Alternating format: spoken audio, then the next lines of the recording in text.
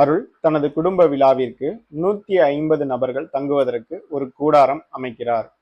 கூடாரத்தின் அடிப்பகுதி உருளை வடிவிலும் மேற்பகுதி கூம்பு வடிவிலும் உள்ளது. ஒருவர் தங்குவதற்கு 4 சதுர மீட்டர் அடிப்பகுதி பரப்பும் 40 கன மீட்டர் காற்றும் தேவைப்படுகிறது. கூடாரத்தில் உருளையினுடைய உயரம் 8 மீட்டர் எனில் கூம்பினுடைய உயரம் காண்க. இப்ப தீர்வு. இப்போ நம்மளுக்கு என்ன கொடுத்துட்டாங்கன்னா, ஒரு கூடாரத்தினுடைய அடிப்பகுதி உருளை வடிவிலும், ஒரு கூடாரம் இருக்கு அப்படின்னு கொடுத்துட்டாங்க. அதனுடைய அடிப்பகுதி எப்படி இருக்கா, உருளை வடிவில் இருக்கு. சரியா? இப்போ அதனுடைய மேற்பகுதி எப்படி இருக்கு அப்படின்னு பார்த்தீங்கன்னா கூம்பு இணைந்த வடிவிலும் இருக்கு அப்படின்னு கொடுத்துட்டாங்க.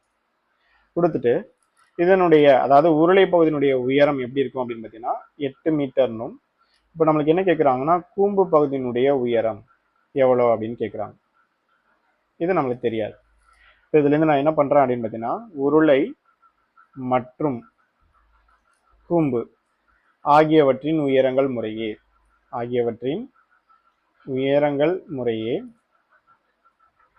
H1 மற்றும் H2 அப்படின்னு எடுக்கிறேன். உயரம் முறையே H1 மற்றும் H2 என்க.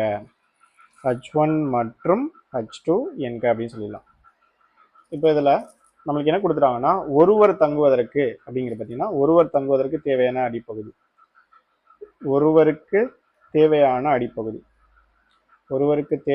அடிப்பகுதி அப்படிங்கிறப்போ அடிப்பரப்பு. ஓகேவா? அடிப்பகுதி அல்லது பரப்பு அப்படின்னு சொல்லிடலாம். அடிப்பரப்பு எவ்வளோ இருக்குது அப்படின்னு பார்த்தீங்கன்னா 4 சதுர மீட்டர் அப்படின்னு கொடுத்துட்டாங்க. 4 மீட்டர் ஸ்கொயர் அப்படின்னு சொல்லிடுறாங்க.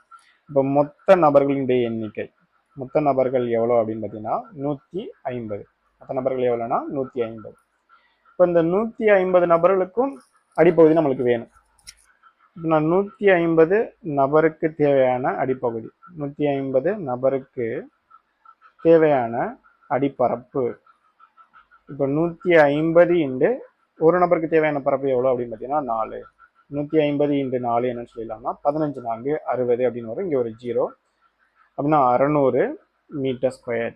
இப்போ தேவையான அடிப்பரப்பு அப்படின்னு சொல்லியாச்சு. இப்போ அடிப்பரப்பு அப்படிங்கிறப்போ உருளையினுடைய அடிப்பகுதி எந்த வடிவில் இருக்கும் அப்படின்னு பார்த்தீங்கன்னா வட்டம். வட்டத்தினுடைய பரப்பு கண்டுபிடிக்கிறதுக்கான ஃபார்முலா என்னது? Pi r square. ஸோ இதுலேருந்து நம்மளுக்கு pi r square equal to எவ்வளோ வந்துருச்சு? 600. இதை நான் ஈக்குவேஷன் 1 அப்படின்னு எடுத்துக்கிறேன்.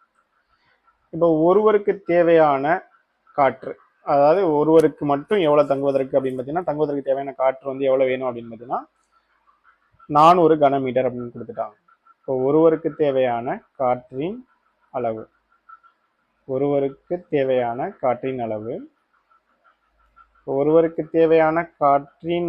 ஈக்குவல் டு எவ்வளோன்னு சொல்லிடலாம்னா 40 அப்படின்னு சொல்லிடுவோம்.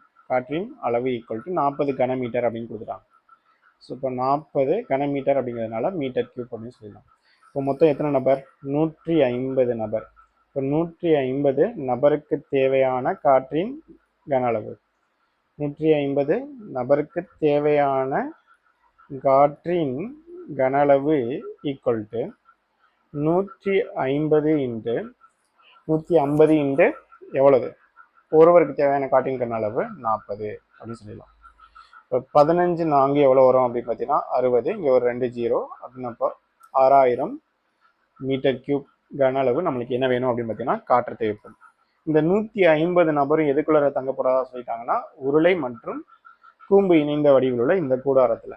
அப்போ இதுலேருந்து எதனுடைய கன அளவு நம்ம கண்டுபிடிக்கணும் அப்படின்னு பார்த்தீங்கன்னா உருளையின் கன அளவு ப்ளஸ் கூம்பின் கன அளவு, இந்த ரெண்டு உருவங்களுடைய கன அளவு தான் எவ்வளோ அப்படின்னு பார்த்தீங்கன்னா 6000 மீட்டர் கியூப். இதுலேருந்து நம்மளுக்கு என்ன கேட்டிருக்காங்கன்னா கூம்பினுடைய உயரம் என்னன்னு கேட்டிருக்காங்க. இப்போ உருளையின் கன அளவு கண்டுபிடிக்கிறதுக்கான ஃபார்முலா என்னது? Pi r square h plus கூம்பின் கன அளவு கண்டுபிடிக்கிறதுக்கான formula 1/3 into pi r square h equal to 6000 அப்படின்னு சொல்லிடலாம். இப்போ நம்மளுக்கு உயரங்களை வித்தியாசப்படுத்திருக்கோம். இது H1னும் இது H2ன்னு சொல்லியாச்சு. ஸோ இப்போ இந்த ரெண்டு டேர்ம்லையும் பாருங்களேன், இங்கேருந்து ஒரு பை ஆர் ஸ்கொயர், இதுலேருந்து ஒரு பை ஆர் ஸ்கொயர் வெளியில் எடுத்துடலாமா? இப்போ பை ஆர் ஸ்கொயர் வெளியில் எடுத்துட்டோம்னா பேலன்ஸ் என்ன இருக்குன்னா H1 plus 1/3 into H2 equal to என்ன வரும் அப்படின்னு பார்த்தீங்கன்னா 6000. இப்போ நம்மளுக்கு 1லிருந்து அப்படின்னு சொல்கிறேன். இப்போ 1லிருந்து அப்படிங்கிறப்போ இப்போ ஒன்றாவது ஈக்குவேஷன் என்ன கண்டுபிடிச்சிருக்கோம்னா pi r square equal to 600 அப்படின்னு சொல்லி கண்டுபிடிச்சிருக்கோம். இதுலேருந்து பை ஆர் ஸ்கொயரினுடைய மதிப்பு எவ்வளோன்னு சொல்லிடலாம் 600. H1 அப்படிங்கிறப்போ உருளையினுடைய உயரம் எவ்வளவு? 8 மீட்டர் அப்படின்னு கொடுத்துட்டாங்க. இப்போ 8 plus 1/3 into H2 equal to இங்கே என்ன வரும் 6000. இப்போ இந்த 600 பெருக்கல்லேருந்து ஈக்குவல் டு இந்த சைடு வரையில் வகுத்தில் வரும். அப்போ நம்ம 8 + 1/3 இன்டு H2 ஈக்குவல் டு இங்கே என்ன வரும் அப்படின்னு பார்த்தீங்கன்னா 6000 டிவைட் பை 600. இதுலேருந்து ஒரு 2 ஜீரோ, இங்கே ஒரு 2 ஜீரோ கேன்சல் பண்ணிடலாம். 4 6 6, 5 6 60. இப்போ 8 + 1/3 into H2 equal to answer என்ன வரும்னா 10. எனக்கு இதுலேருந்து என்ன தேவை அப்படின்னு பார்த்தீங்கன்னா உயரம், பூமியினுடைய உயரம். அப்போ 1/3 இன்டு H2 ஈக்குவல் டு 10. இந்த +8 ஈக்குவல் டுக்கு இந்த சைடு வரையில் என்ன ஆயிரும் அப்படின்னு பார்த்தீங்கன்னா மைனஸ் அப்படின்னு வரும். இப்போ 10 - 8. இப்போ 1/3 இன்டு H2 ஈக்குவல் டு 10லேருந்து 8 போச்சுன்னா பேலன்ஸ் எவ்வளோ வரும் 2.